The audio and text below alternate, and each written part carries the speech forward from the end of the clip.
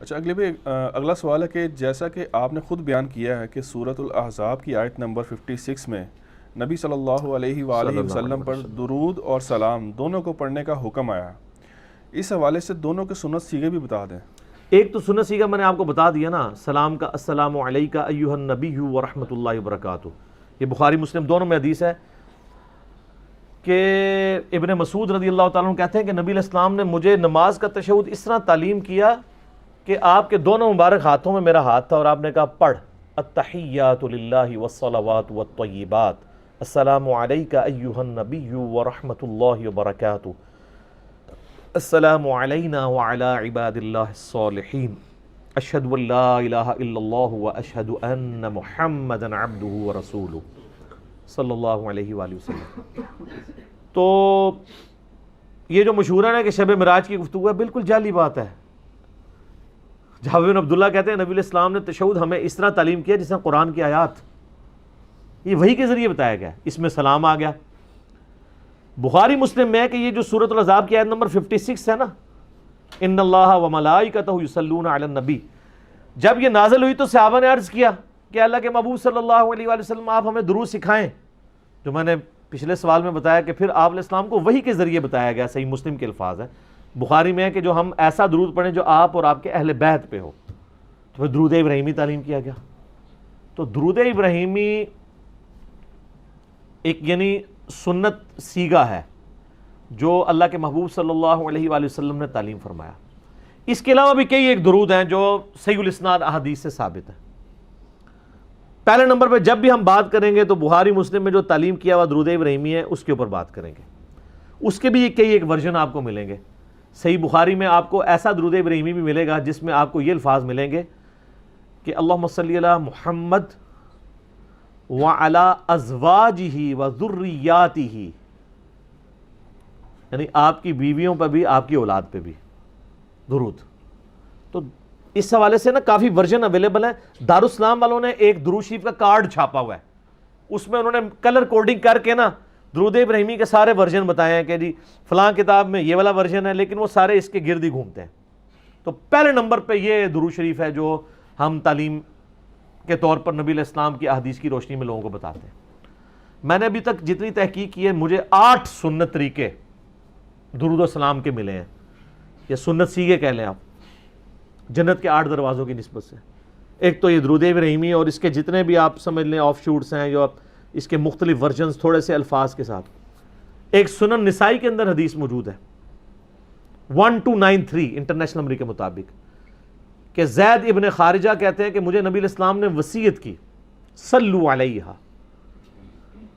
وَاجْتَهِدُوا فِي الدُّعَاء، مجھ پر درود پڑھا کرو اور دعا میں تو خصوصیت کے ساتھ، وَقُولُوا، اور کہا کرو اللہم صلی علی محمد وعلی آل محمد، بس اتنا درود۔ صلاۃ بر محمد وآل محمد، اللہم صلی علی محمد وعلی آل محمد، صلو علی الحبیب، اللہم صلی علی محمد وعلی آل محمد۔ یہ مختصر درود ہے، میں بھی الحمدللہ میرا وظیفہ بھی یہی والا درود شریف ہے، مختصر بھی ہے کامل بھی ہے۔ اس کے علاوہ آپ کو قرآن میں بھی ایک درود ملتا ہے۔ سورہ الصافات کی آخری آیات کیا ہیں؟ سبحان ربک رب العزت عما یصفون وسلام علی المرسلین والحمد للہ رب العالمین، تمام رسولوں پر سلام ہو۔ یہ بھی درود شریف کی فارم ہے نا، تو یہ ایک تیسرا سنت سیغہ ہو گیا۔ اسی طریقے سے صحیح ابن خزیمہ کے اندر اور المستدرک للحاکم میں صحیح سند کے ساتھ ہے ایک درود، اللہم صلی علی محمد النبی الامی، بس اتنا۔ کتنے ہو گئے؟ 4 ہو گئے نا۔ تو آپ ان چاروں میں سے کوئی بھی پڑھیں، آپ کو فضائل و برکات حاصل ہو جائیں گے۔ اس طریقے سے جامعہ ترمذی میں ایک حدیث ہے، وہ جب ایک تابعی کو چھینک آئی تھی، اس نے پڑھا تھا الحمدللہ والسلام علی رسول اللہ، تو ابن عمر نے کہا میں بھی پڑھتا ہوں لیکن چھینک کے ساتھ نہ پڑھو، میں بھی پڑھتا ہوں الحمدللہ والسلام علی رسول اللہ۔ تو یہ بھی ایک درود شریف ہو گیا، الحمدللہ والسلام علی رسول اللہ۔ ایک ضعیف روایت بھی ہے سنن ابن ماجہ میں، ابو داؤد میں، بسم اللہ والصلاۃ والسلام علی رسول اللہ اللہم افتح لی ابواب رحمتک، وہ جو روضہ شریف کے باہر وہ باب جبریل کے اوپر لکھا ہوا ہے، وہ ضعیف روایت ہے. صحیح روایت جو ہے نا وہ ترمذی والی ہے، الحمدللہ والسلام علی رسول اللہ. تو یہ کتنے سیگے ہو گئے؟ 5. چھٹا سیگا جس طرح درود ابراہیمی وابیوں والا درود کہتے ہیں نا، ایک بریلویوں والا درود بھی ہے، وہ قبر رسول پہ جا کے پڑھا جاتا ہے. الموطا امام مالک میں موجود ہے، فضل الصلاۃ علی النبی میں موجود ہے، المصنف ابن ابی شیبہ میں موجود ہے، سنن کبریٰ البیہقی میں موجود ہے کہ ابن عمر رضی اللہ تعالیٰ عنہ جب بھی سفر پر جاتے واپس آتے مسجد نبوی میں 2 نفل پڑھتے، اس کے بعد قبر رسول پہ آ کر عرض کرتے السلام علیکہ یا رسول اللہ. اس کے بعد سیدنا ابوبکر کی قبر پہ آ کے عرض کرتے السلام علیکہ یا ابا بکر، اور پھر السلام علیکہ یا عمر، اور ایک روایت میں آتا ہے یا ابتا، اے میرے باپ آپ پر سلامتی ہو. تو السلام علیکہ یا رسول اللہ سیگا بھی ثابت ہو گیا. کتنے ہو گئے؟ 6. 7واں آپ وہ والا سیگا کر لیں جو بخاری مسلم میں ہے، تشہد والا، کہ نبی اسلام نے سلام سکھایا کہ مجھ پہ کیسے پڑھا جائے. السلام علیکہ ایہا النبی ورحمۃ اللہ وبرکاتہ. تو یہ بھی آپ دیکھیں اس کے اندر کتنا ہے، اس میں درود بھی کور ہو گیا ہے، کیونکہ درود کو صلاح کہتے ہیں، رحمت بھی عربی میں کہہ سکتے ہیں، اور برکتیں بھی. کیوں جی؟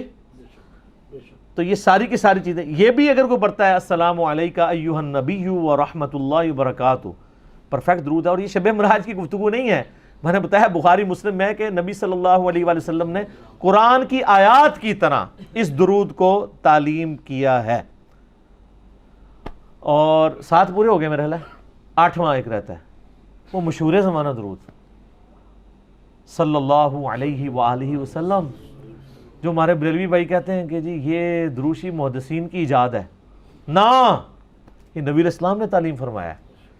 صحیح مسلم میں ہے، عیسیٰ ابن مریم کے لیے نبی علیہ السلام نے فرمایا تھا وَيَنزِلُ عِيسَى ابن مریم، عیسیٰ ابن مریم تم میں نازل ہوں گے صلی اللہ علیہ وسلم. عیسیٰ علیہ السلام کو نبی صلی اللہ علیہ وآلہ وسلم نے صلی اللہ علیہ وسلم کہا، اور محدثین نے یہ مختصر درود لے لیا.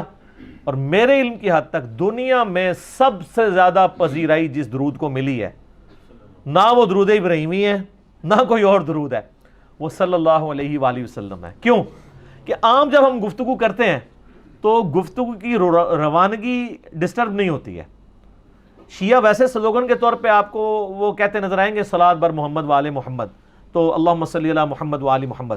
لیکن آپ عموماً شیعہ علماء کی جب تقریریں سنیں گے تو جب نبی صلی اللہ علیہ وآلہ وسلم کا ذکر کریں گے تو کیا کہیں گے؟ صلی اللہ علیہ وآلہ وسلم. تو اہل سنت کی کتابیں تو ویسے ہی بھری ہوئی ہیں. بخاری مسلم میں آپ کوئی بھی حدیث اٹھا کے دیکھ لیں تو قال رسول اللہ صلی اللہ علیہ وآلہ وسلم. تو آپ صلی اللہ علیہ وآلہ وسلم کے لیے یہ درود شریف ایسا پرفیکٹ درود شریف ہے، مقبول بارگاہ درود شریف ہے، جو پوری دنیا میں مسلمانوں نے ایکسیپٹ کیا ہے.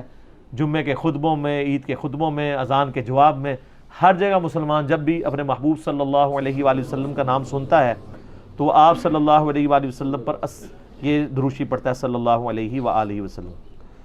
تو یہ 8 سنت سیگے ہو گئے. البتہ ایک اور چیز ہے ضمناً میں عرض کر دیتا ہوں، نعتیہ اشعار میں بھی بعض اوقات درود السلام کے سیگے موجود ہیں.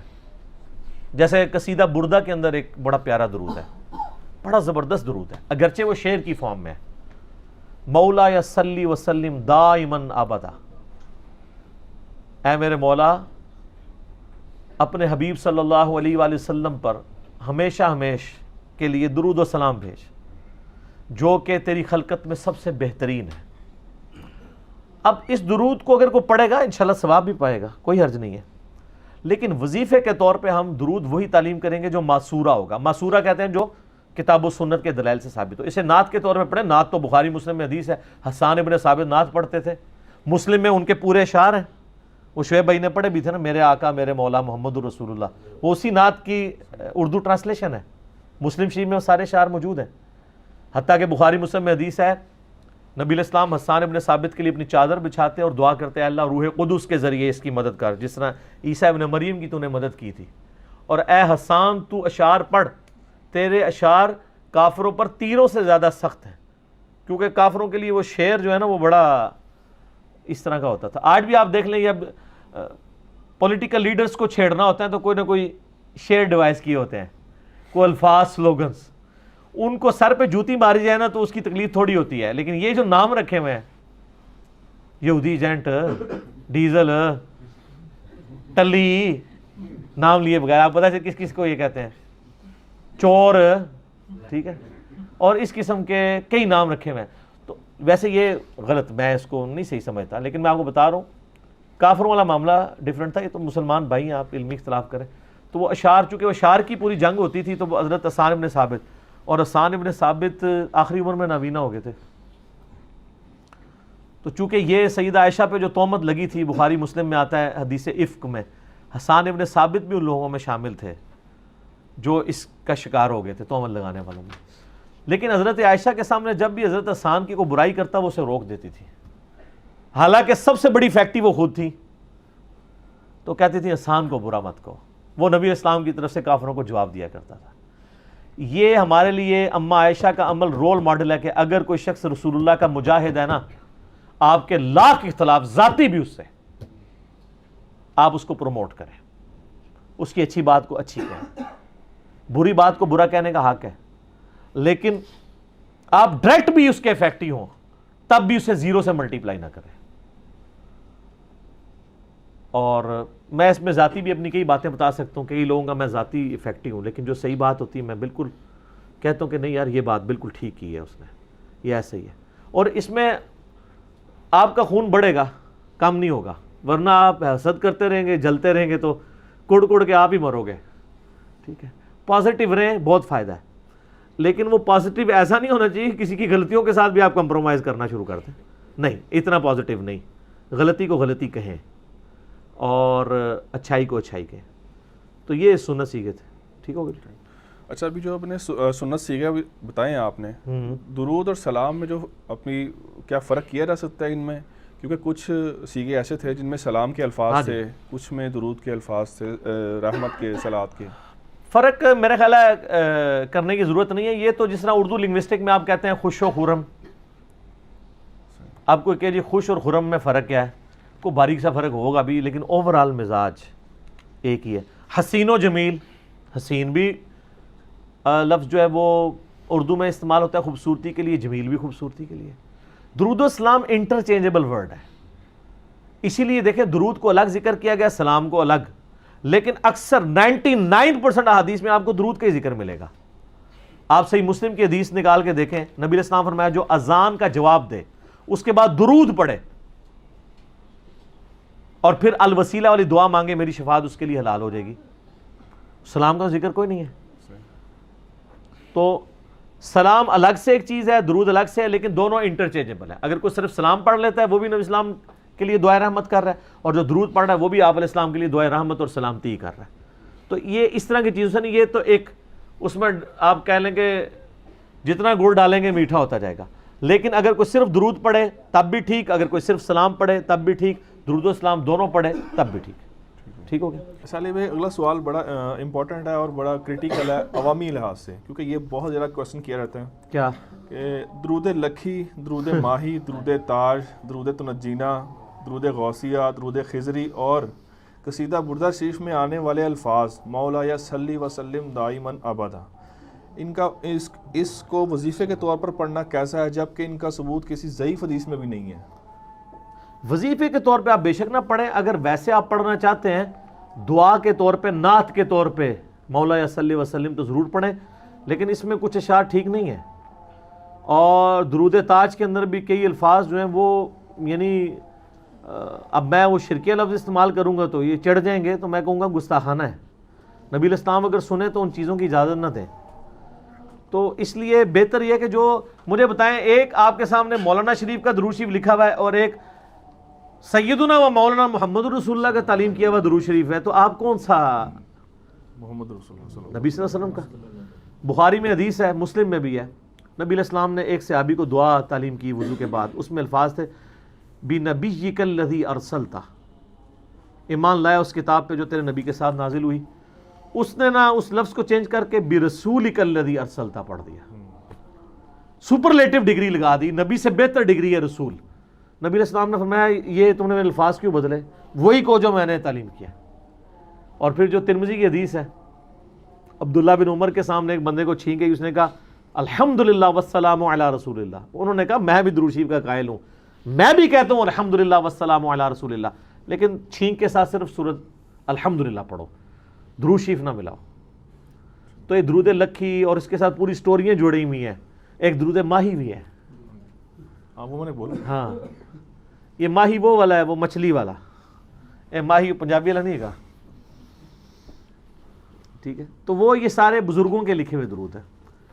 ان کے اوپر یعنی یہ ان کے لیے اتنا ہی کافی کہ بزرگوں نے لکھے ہیں. تو یہ پھر دین کا حصہ تو نہ ہوئے نا. دیکھیں بزرگوں کا نام لیتا ہوں تو آسا چھوٹ جاتا ہے لوگوں کا،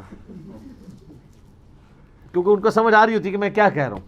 یہ تو ہنسی کی بات ہے نا، لیکن دوسری طرف یہ کہ جس طرح انہوں نے بھی سوال کیا نا درود لکھی درود ماہی، تو اگر فرض کرے آپ کا یہ کلپ کوئی بریلوی عالم سن رہا ہو تو جیسے ہی یہ شروع کریں گے نا سوال درود لکھی لو یہ آگے والی ساڑھی باری آ گئی. اگر وہ یقیناً کہہ رہے ہوں گے اور یہ اس چیز کا ثبوت ہوگا کہ ان کو پتہ ہے کہ یہ کہانی ہے، ان کو خود پتہ ہے یہ کہانی ہے. اور حالانکہ یہ دیکھتے نہیں، ان کے ساتھ یہ ہماری جو کنفرنٹریشن ہے یہ نبی علیہ السلام کی فیور میں ہے. دوسری طرف رسول اللہ کھڑے میں ہیں اور آپ اس تعلیم کو چھوڑ کے یہ کہانیاں لوگوں کو کرا رہے ہو. صحابہ کرام تو کبھی بھی اس چیز کی اجازت نہ دیں جو انہوں نے یعنی دین کے ساتھ کیا ہوا ہے. میں پھر اور طرف چل پڑوں گا. ٹھیک ہوگا. لیکن علی بھائی اس میں آپ عوام کو کوئی موقف تو دیں اپنا کہ کیا کرے، کیونکہ اس میں جو سیگے غلط ہیں وہ عوام تو الگ نہیں کر تو سکتے. نعت کے طور پہ پڑھیں. ہاں پھر عوام جو ہے نا وہ پھر علماء کے پاس جا کے ان کے ترجمہ سیکھے، اس کے بعد علماء سے کہے کہ یہ جو اس میں یہ لکھا ہوا ہے یہ دعویٰ کہاں ہے. مثلا اس میں قصیدہ بردہ میں ہے کہ لوح اور قلم کا سارا علم رسول اللہ کے پاس ہے،